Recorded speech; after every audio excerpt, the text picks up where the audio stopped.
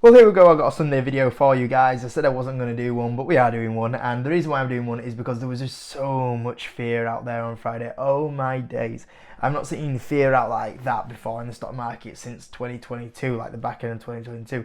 That was the last time I saw that amount of fear out there, and I was like, whoa, like, what's happened? Everyone's like totally collapsed. So I thought we'd talk about the fear in the market, talk about stocks, talk about gaming realms as well, the video that I did on Friday anyway. There's a lot of things to talk about, and I thought, you know what, there's that much to talk about, it's worth doing a video anyway.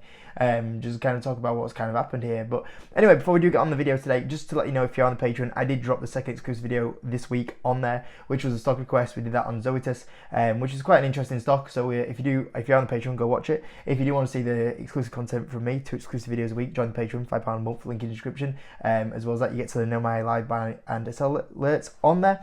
But anyway, getting on to this week that's just gone. S&P down 3.5%. That's quite a big drop off. I mean, overall, it doesn't really look that much when you look at how good of a run that we've been on. But certainly when you do go down that much, 3.5%, you do feel it in your account a lot. And probably if you're in individual stocks, you're probably down a little bit, maybe a little bit more than that. So it's, it was a pretty tough week. I mean, the Nasdaq was down 6% in 1 week, and that's nearly, we class a correction as 10%.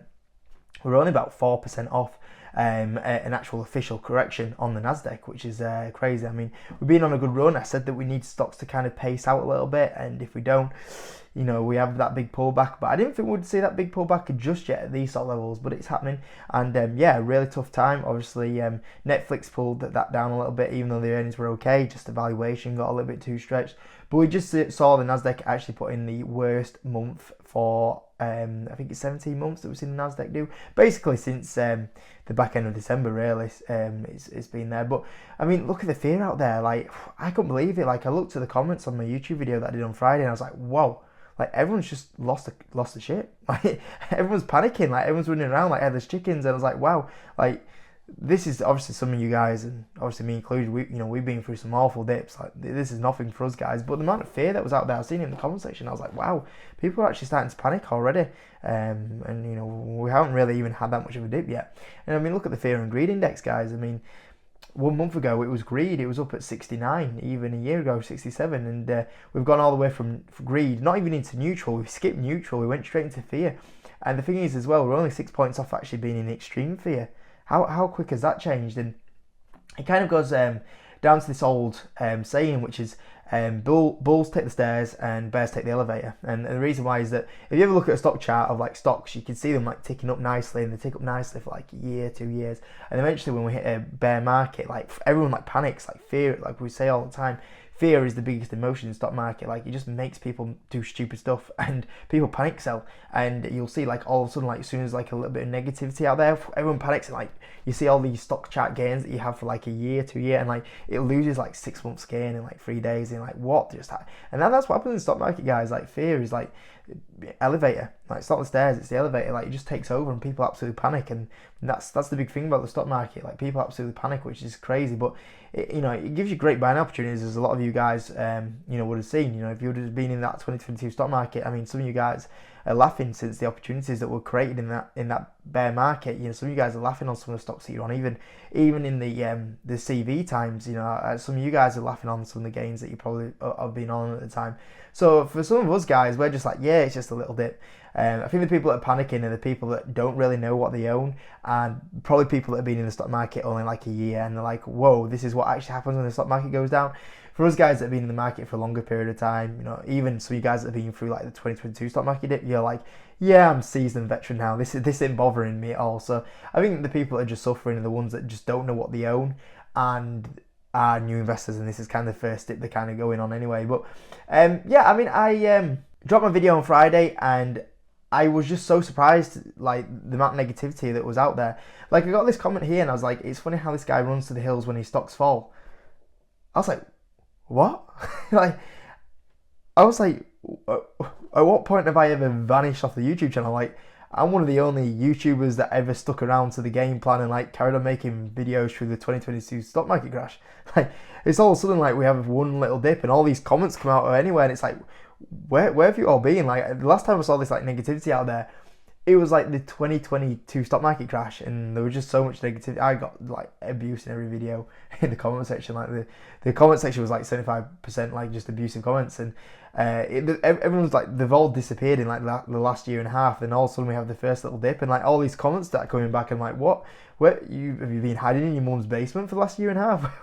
where have all these comments come from? And like, it makes me laugh. Like, I was only one of the only YouTubers that was like here, and I was like, don't worry, stick to the game plan, buy high quality stocks, buy companies that are absolutely smashing earnings, and you'll be rewarded when the stock market comes back. And that's what happened. You know, I was like, how can how can you even say that? Like, you could go like watch someone like Sasha, who was like a stock market investor, and then all of a sudden the stock market crash came around, and then all of a sudden he's a finance creator now. Panic sold Palantir at whatever it was, $7, promoting Tesla at $400, and now what's it at, $140? Buying Fiverr at $300, and it's now $20. Yeah, I mean, you know, that's and that was only one of the UK stock investors that stuck around. Even then switched to finance news. I think all the other finance YouTubers from the UK scene, I think they all ran off when there was the first stock market crash they've ever seen. So I don't know how you could say that. Or you could go watch Matthew Hugh. I mean, he bailed off 2 years ago when the stock market crash happened. You could go watch Meet Kevin. I mean, he panic sold all his stocks when the stock market crash happened. You go watch him if you want.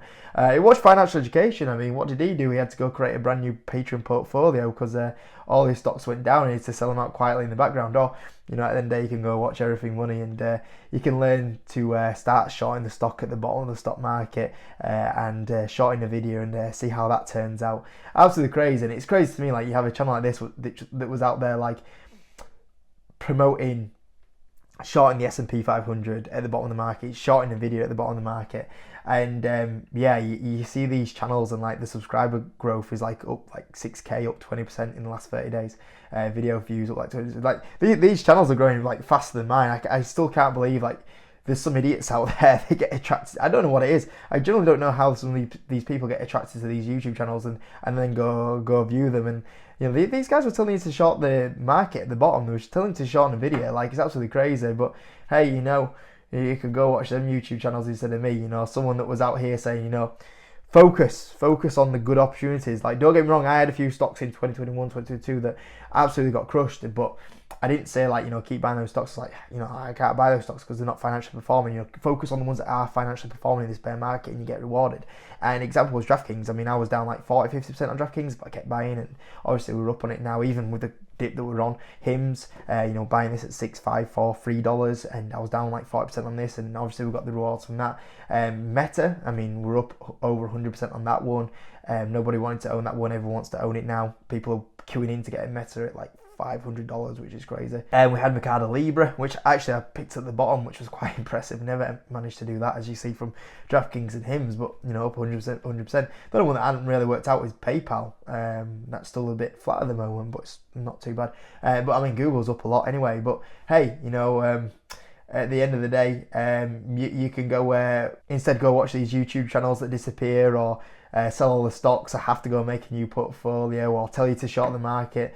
Or in fact, you know, go tell you to go sell Palantir at $7. You go watch them channels instead, guys. You know, it don't bother me. That's when I pack YouTube in at the end of the year. You guys can go watch them guys instead of me, because clearly that's where the better content is at anyway. So yeah, I mean, I got this comment as well. Like, I was talking about gaming realms, which we'll get onto gaming realms in a second, and said, oh, the only one you lost in the space was good. It's crazy how people still like, out of all the stocks I've invested in, people like still pull these like 3 or 4 stocks that I lost on. And I was like, oh yeah, actually I didn't forget to mention about skills on that. Sorry, Gang. I forgot to mention Gang. You know, it makes me laugh how like these 3 or 4 bad stocks I had in that time frame where everything went down, like, still come up in the YouTube channel. I was like, yeah, fair enough. Like, I forgot about Gang, but at the end of the day, I could also mention like Win Resorts. You know, Win Resorts we own in this kind of space. I forgot to mention that one. We bought this in 2017. We made like 120% return, and then we bought it in 2020 in the COVID crash, and then we made another 100% return on it. So hey, you know, for every one of those stocks that seems to be remembered out of those losers. I can name a lot more winners than that, but hey, I think the only reason why this guy's a little bit upset though is because, as you can tell, he's called the Welsh Tesla, and I don't think he's been a fan because he's been a big fan of Tesla since like $300 since 2023, and obviously during that time frame, I was like, they've got a lot of issues out there at the moment, like. I saw my shares and I said, I think this stock's going to do badly, and obviously that went down 40-50%. And I think he got a little bit upset because I bashed him a little bit in the video, saying like, yeah, it's not going to end well, and now it's not end well. I think he's trying to get his revenge back, bless him. But I think he's been caught up in the Tesla cult and he's been a little bit hurt by that. So that's probably why. And obviously I saw this actually the other day from Gary Black, and he was like, basically this was a good summary of what's gone wrong with Tesla in this time frame. And I mean, I don't know why they haven't brought a Model 2 out. That's what they should have done massively anyway. But I saw this comment as well, like I find it absolutely mad that anyone would consider putting the funds into the UK stocks when there's bargains in the US stock market. There is, obviously there's, I talked about this the other day, I think there is bargains in the US market outside of the big tech. But there's nothing wrong with the UK market. Like, I personally think like most of your wealth should go into the US market. It's a better economy. You have, at the end of the day, you have like the likes of Microsoft. You have companies that are going to take over the world. And when you look at like DraftKings as well, DraftKings has the big US growth to go from, where you could go buy something like a William Hill that's limited with the UK growth. Like, there is better companies in the US, 100%. But and I have most of my wealth in the US. I think like 77% of my wealth's in like the US market. So yeah, I'd say like the US market is definitely where you want to be. But there's nothing wrong with like the UK market to be a bit more diverse. I think sometimes people think like just because the US market has done so well previously, that's guaranteed to happen. Like, past results aren't an indication of like future results. Just because the S&P has done so well, just because US stocks have done so well, doesn't mean that we are going to carry on doing that well. There's a big thing that has happened is that the US valuations have expanded. What we have seen US stocks previously trade at, they don't trade at that anymore. They trade at a lot more of a premium valuation. That's a big thing that's helped US stocks. You look at UK stocks, what's happened with UK stocks? They've had valuation compression. We've gone from what they've normally trade at to a really low valuation. And even during that time frame, there's been like stocks that have done absolutely amazing. You've had the likes of Jet2, Hollywood Ball, Greggs. And the thing is, like, if you're a UK investor, why not invest in the UK market? Because you have the upper hand, right? You walk down the high street, you walk past the Greggs and you go, wow, look, it's like 9 a.m. and everyone's like queuing out the door for it, and then they've just opened another Greggs down on this road, and you go past that and it's queuing out at 9 a.m. You go to Hollywood Bowl, you try to get a lane on a Saturday night, can't get a lane, you go into the arcade's busy. You look at Jet2 and you go, people, you talk to everyone's going on holiday, you look at Jet2, everyone talks about how positive, how good they are. People prefer to fly with Jet2. You start seeing how much, now they're having flights from this terminal at Manchester Airport. Like, as a UK investor, that's, what I always say is like, you've got to use what you know to your advantage to kind of beat the market. And, you as a UK investor, there's some times where you can't see how things are progressing over there in the US. You have a good idea like Celsius, you're like, oh yeah, the energy drinks look crazy, the store expansion looks crazy, the people that are influencing it are increasing, but you don't go into Tesco's and you can't see they're selling more and more Celsius in Tesco's. With the UK, if you live in the UK, there's a few gems out there that you can find, and even in the bear market they do well. Never mind if we have a bull market. You look at the UK economy overall, like the UK economy has only done that bad because of situations that we've been in. Brexit wasn't handled that well. We had Liz Truss that, lettuce lasted longer than Liz Truss. We've had inflation that was a lot worse than other countries. We didn't handle the COVID situation a lot better than other countries. You look at the UK, we've had a lot of bad situations, but yet stocks has done so well. So you imagine that, hey, actually we've got the inflation now below the US. So even if we go on par with the US now, not that if we actually get to a lot better over levels than what we have done previously, we could do really well from UK stocks. And why would you not want to use that to your advantage? I don't know. I generally think that if you're from the UK, there's some gems out there that you probably see that you're probably worth investing in and use it to your advantage. So yeah, I agree that the US is definitely worth investing in more than the UK, but definitely don't sleep on the UK in some situations because there's some absolute bargains out there. And then the last one, I put a video out about Gaming Realms, the new stock that I bought on Friday, and it's the most negative reaction I've seen to a stock I bought, which really surprised me because I did watch the Switzerland group like 2 weeks ago, and I expected that to be quite negative because there's things that are going wrong with it. Gaming Realms, I was like, it's financially absolutely smashed it for like the last 5 years, but yet people were so negative on it. And I saw like a lot of reference to Gang, which is, once again, it's, I always, the like 5 stocks I've ever lost on, and you always see them mentioned in the comment section, which is just funny. Like, I've never seen anyone mention Win Resorts that we've made like twice 100% returns on in the comment section. It's funny, isn't it? Or Jet2, or Greg's, or Hollyball. Never see them mentioned in the comment section at all, even though they performed absolutely amazing. DraftKings, never hear that mentioned in the comments. Mercado Libre, Meta, it's always these 5 stocks anyway. But anyway, I saw a lot of reference to like Gang, and I was like, and I don't know if that's the reason why a lot of people like negative towards it. And I was like, but the Gang and Gaming Realms are like nowhere near. Like, I don't know if this is just like the fear of the bear market creeping in that are making people panic a little bit. But yeah, I was like, it really surprised me because obviously, when you look at Gang, which was an investment that didn't work out for me, when I first started buying the stock, you got to realise that the company was just going through its expansion plan. The revenue growth was set to go up a lot, and we were hoping they were going to manage the costs as the expansion went on, and they never did.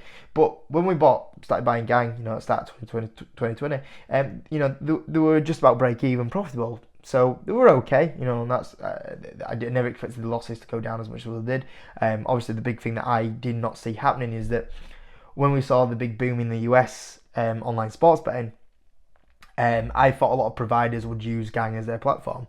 What I did not realise is that FanDuel and DraftKings alone would control like 90% of the market, and then FanDuel would drop Gang and bring their tech in-house, and DraftKings would take their tech in-house as well. So when 90% of the market like went off the Gang, and it was like, wow, like I didn't expect that to happen, and no one did. I never saw anyone else mention it in the comment section saying, what if this happens?